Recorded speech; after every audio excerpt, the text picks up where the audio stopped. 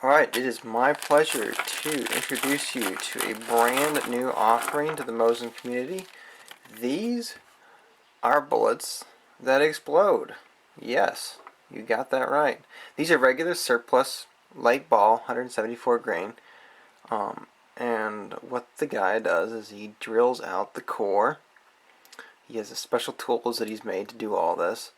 And then he replaces the steel core with an explosive. Basically, it's the same. I think it's the same material that you make a primer out of. There's about 5 to 7 ounces of it in here. Most regular exploding bullets only have about 2 or 3 ounces, or grains, excuse me. This thing's got like 5 or 7, so these things really, really go bang. And then he caps off the bottom with that little lead cap that you see. And I've shot these. They make quite the bang. Most of you will probably just be buying this stuff as complete ammo. I live in New York State though, so I can't buy ammo. I have to buy components and then load them myself. That's actually one of the reasons why we got Chris to start just selling just the bullets. And so here, if you decide to buy these that you can reload them, here's how to do it. I'm using the Hornady load book here. The FUBAR bullets, one of the things that the manufacturer recommends is that you start with 150 grain load data. And here's why. Even though the bullets weigh in at about 130 grains, you should start at 150 grains because of the bearing surface. You know, there's lots and lots of different factors involved with why load data is as it is. One of the factors, of course, is the amount of bearing surface the bullet has.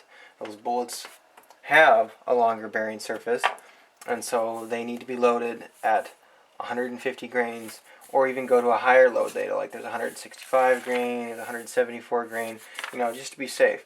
You know, keep in mind too, if you're shooting this with brass, brass is softer, it can't take the pressure that steel can.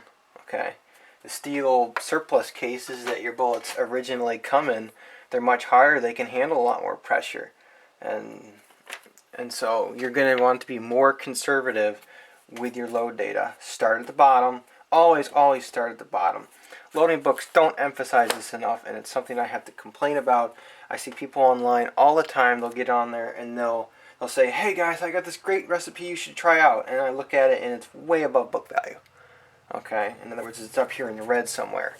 And I was like, you're going to get yourself killed doing that. Don't do that. Start down here at the bottom. And what I do is I'll write on the case itself the number of grains in it. I'll start it, like let's say this one here is accurate 2015, 36 and a half grains. I'll write on there 36 and a half grains. Now I'll go up half a grain at a time, and I'll write on each case each time the amount of powder that's in it. And you work your way up, and as you go, as you're at the range and you're shooting these things, you're checking your primers, you're waiting for pressure signs. When you see pressure signs, that's when you stop. That's how you do load data. That's how you basically build up a recipe. You don't go copy it from somebody else. Don't do that. You'll get yourself killed. I don't want anybody getting themselves killed. So enjoy these nice FUBAR bullets. They are really cool. Alright, this top one here, this is a very low pressure load. Notice how the primer cup is very rounded. Alright. See these dark lines around the edges? That's a round, nice and round primer cup. Okay, now this one here, this isn't dangerous yet, but it's getting close. See how much flatter it looks? Also, you'll start to see flow back around the firing pin. And when that flow around the firing pin gets sharp, that's, back it off. That's too much. We got our 46 and a half grains of Winchester 748. Now before I seat this, it's important to remember that this is a bullet with a cantilever.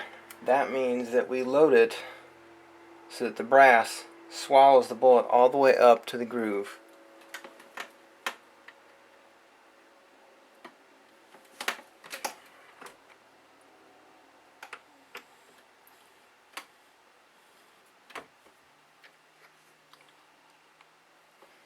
And there we go. Alright, these Fuber bullets, because they're surplus, they're not going to be the most accurate thing in the world, so you really can't shoot them like 1,000 yards. But for those of you who want to shoot, you know, at 200 or 300 yards, these are going to work for you, especially if you have a gun that shoots pretty good to begin with. Now, the ballistic coefficient of these, in many ways, is going to be similar to regular surplus. This is silver ball, silver tip, light ball, 147 grains. Is going to act quite similar with one exception, and that's that the weight of these bullets is slightly different. These are 130 to 132 grains, whereas the stuff that comes from Russia is 147 grains, and that will affect the ballistic coefficient. So I'm going to show you basically how we figure out what ballistic coefficient is.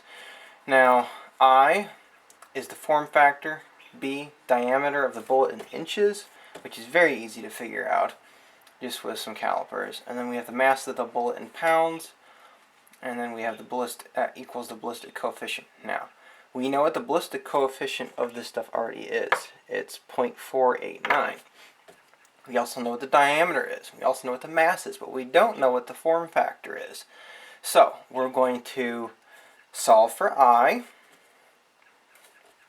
and then we put our ballistic coefficient in. Let me enlarge this a little bit for you.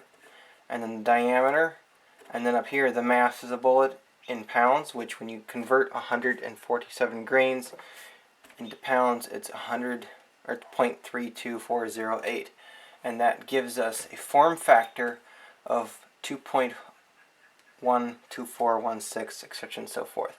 Then when we go back to this equation, now that we know what our form factor is, we just plug in that form factor of 2.124, and then the diameter stays the same, and then the new mass, that gives us an updated ballistic coefficient of 0.432, and that's on the G1 scale. Alright, so enjoy.